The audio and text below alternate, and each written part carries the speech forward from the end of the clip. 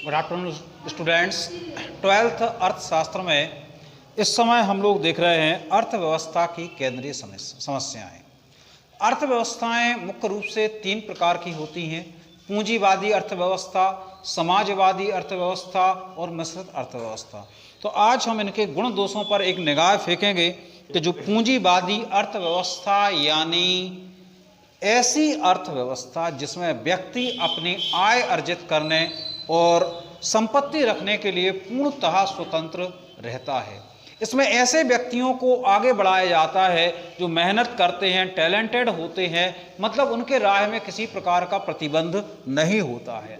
इस प्रकार की पूंजीवादी अर्थव्यवस्था का सबसे अच्छा उदाहरण है अमेरिका, संयुक्त राष्ट्र अमेरिका। तो जिस हम लोग आज देखते हैं इस पूंजीवादी अर्थव्यवस्था के गुण: अकुशलता तथा अपव्यय का निराकरण जो है पहला गुण आ जाता है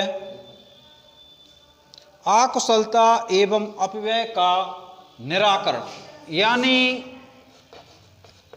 जो पूंजीवादी अर्थव्यवस्था होती है वहाँ पर निजी व्यक्ति को अधिक महत्व दिया जाता है और निजी व्यक्ति अपनी जिस तरीके से मेहनत करता है, प्रयास करता है, उसमें अकुशलता और अपव्यय का निराकरण होता है।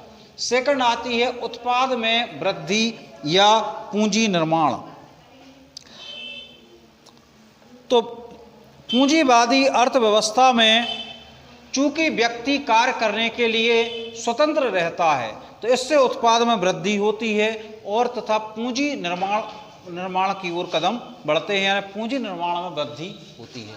स्वचालित कार्यक्रम: पूंजीवादी अर्थव्यवस्था एक ऐसी अर्थव्यवस्था है जिसमें किसी प्रकार का हस्तक्षेप नहीं होता है।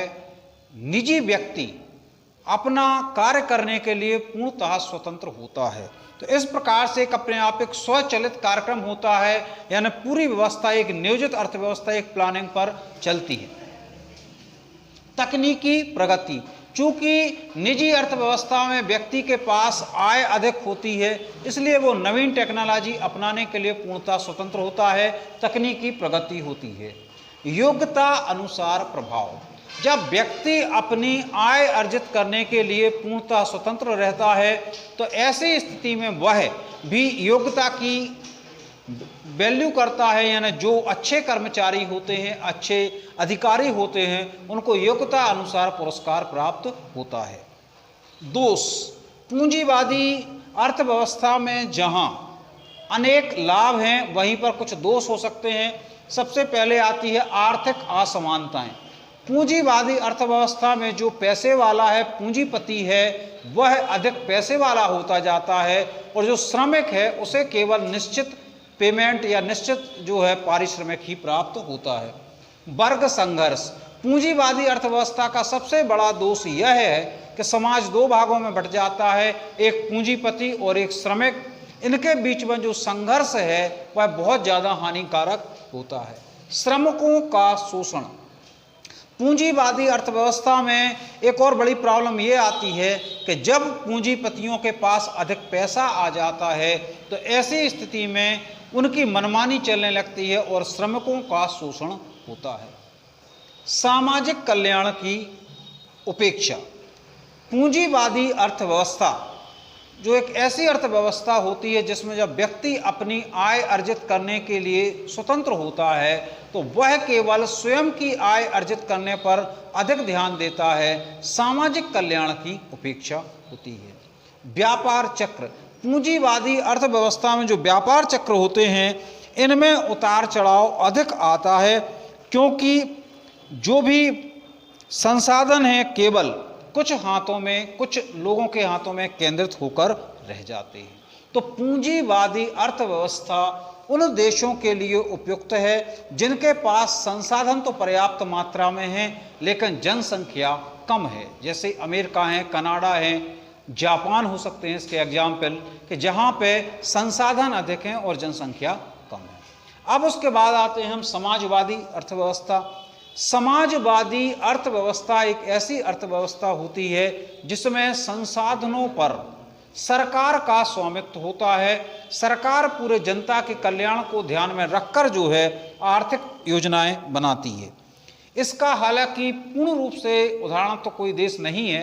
कुछ समय पहले रूस में इस व्यवस्था को अपनाया गया था, हालांकि कुछ सीमित समय ही सफलता मिल पाई। तो जो समाजवादी अर्थव्यवस्था ऐसी अर्थव्यवस्था होती है जिसमें उत्पादन के साधनों पर सरकार का पूर्ण नियंत्रण होता है। इसके गुण जो हैं, सबसे पहली बात आती है आर्थिक संसाधनों का श्रेष्ठतम उपयोग। तो पूंजीवादी अर्थव्यवस्था में चूंकि सरकार का नियंत्रण होता है तो संसाधनों का श्रेष्ठतम उपयोग होता है। क्यों देवराज, एक मिनट रुको। तो हम लोग पढ़ रहे थे कि समाजवादी अर्थव्यवस्था के गुण, श्रेष्ठतम उपयोग, आर्थिक स्थायित्व, यानी समाजवादी अर्थव्यवस्था में आर्थिक स्थायित्व रहता है, ज़्यादा परिवर्तन नहीं होते हैं। वर्ग संघर्ष, यानी समाजवादी अर्थव्यवस्था में चूंकि व्यक्ति सीमित होता है तो इसलिए दो वर्ग नहीं बन पाते हैं। सामाजिक कल्याण का उद्देश्य, समाजवादी अर्थव्यवस्था का सबसे प्रमुख उद्देश्य या प्रमुख गुण ही है सामाजिक कल्याण, धन का समान वितरण। समाजवादी अर्थव्यवस्था में जो है धन का समान वितरण होता है, पूंजी एक हाथ में केंद्रित नहीं हो पाती है। दोष, कुशलता तथा उत्पादकता का अभाव। समाजवादी अर्थव्यवस्था में सरकार का अधिक नियंत्रण होता है, इसके कारण जो है कुशलता या उत्पादकता का अभाव पाया जाता है, यानी सरकारी तंत्र में कई बार भ्रष्टाचार आ जाता है।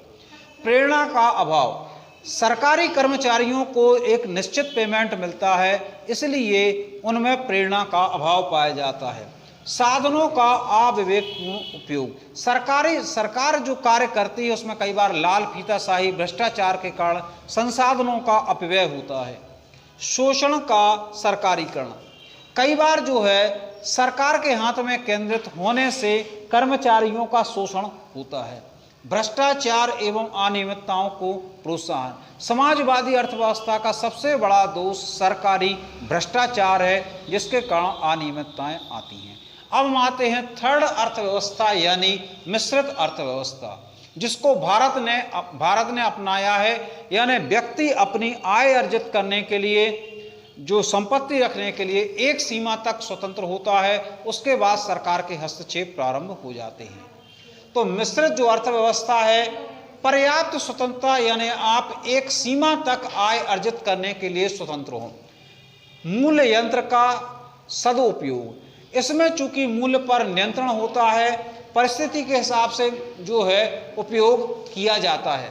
थर्ड, तीव्र आर्थिक विकास, चूंकि मिश्रित अर्थव्यवस्था में कई बार सरकार और निजी क्षेत्र मिलकर कार्य करते हैं तो तीव्र आर्थिक विकास होता है। आर्थिक विषमताओं की कमी, यानी व्यक्ति एक सीमा के बाद उसे आय अर्जित करने से रोक दिया जाता है, तो ऐसी स्थिति में आर्थिक विषमताएं नहीं पनप पाती हैं। साधनों का सर्वोत्तम उपयोग, निजी क्षेत्र और सरकार जब मिलकर कार्य करते हैं तो एक जो शक्ति दोनों की सामूहिक उपयोग है, उसमें संसाधनों का सर्वोत्तम उपयोग होता है। दोष, अव्यवहारिक, मिश्रित अर्थव्यवस्था एक अव्यवहारिक है, जो सुनने में तो अच्छी लगती है लेकिन इसे व्यवहारिक रूप से लागू करना कठिन होता है। समन्वय का अभाव, सरकारी तंत्र और निजी व्यक्ति जब मिलकर कार्य करते हैं तो इनमें आपसी सामंजस्य का अभाव पाया जाता है। अल्पकालीन प्रवृत्ति, मिश्रित अर्थव्यवस्था थोड़े समय के लिए उपयुक्त होती है, दीर्घकाल के लिए नहीं। भ्रष्टाचार, मिश्रित अर्थव्यवस्था में कई बार सरकारी तंत्र का प्रभाव अधिक यदि बढ़ जाए तो भ्रष्टाचार फैलता है। स्वतंत्रता समाप्ति का भय, निजी क्षेत्र और सरकारी तंत्र जब मिलकर कार्य करते हैं तो निजी क्षेत्र जो है पूर्ण स्वतंत्रता से कार्य नहीं कर पाता है, उस पर अनेक प्रकार के जो अंकुश लगे होते हैं। आर्थिक अस्थिरता, तो कई बार इसमें मिश्रित कार्य करने में आर्थिक अस्थिरता उत्पन्न होती है। Thank you very much.